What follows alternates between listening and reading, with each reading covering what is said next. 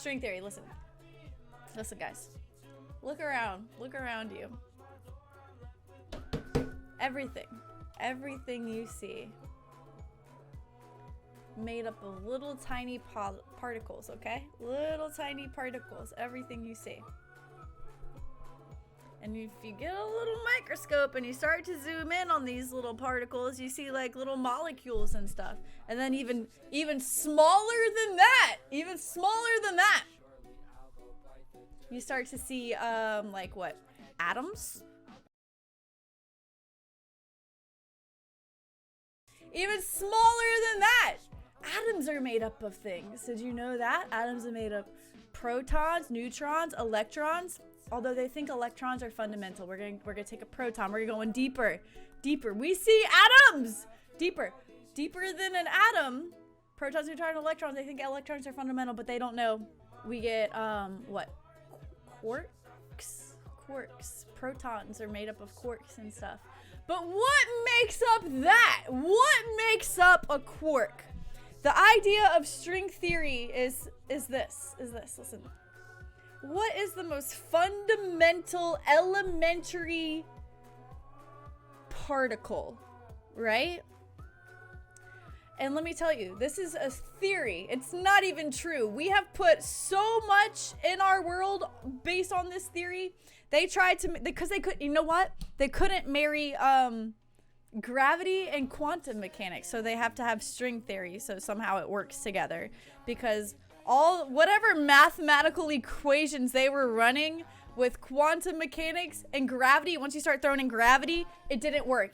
They said they kept getting like a lot of infinities. And infinity, when you're in science, no one wants infinity symbols. That don't work.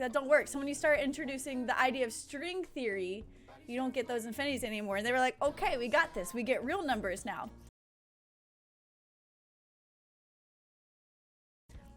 So what is string theory? So you start breaking it down.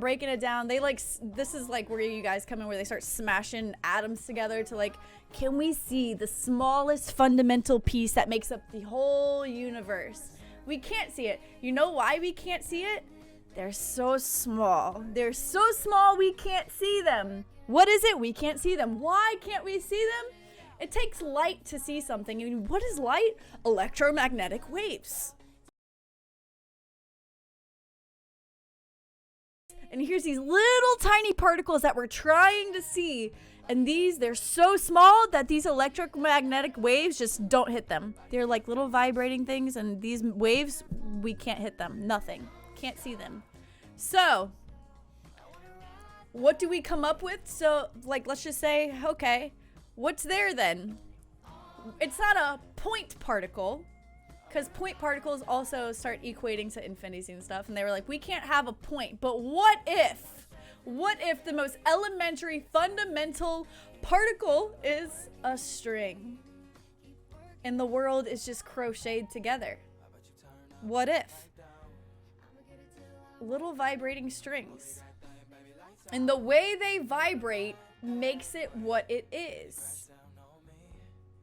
So string theory, TLDR, the world is knitted together with strings. That's what it is.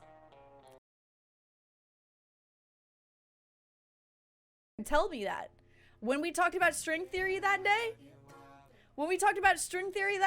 no one here just no one could tell me everything is just strings. No one could say that. You guys had to start talking about 11 dimensions. There's 11 dimensions in string theory, and only one of them is temporal, and then so there's 10 other dimensions. No, everything is made up of strings.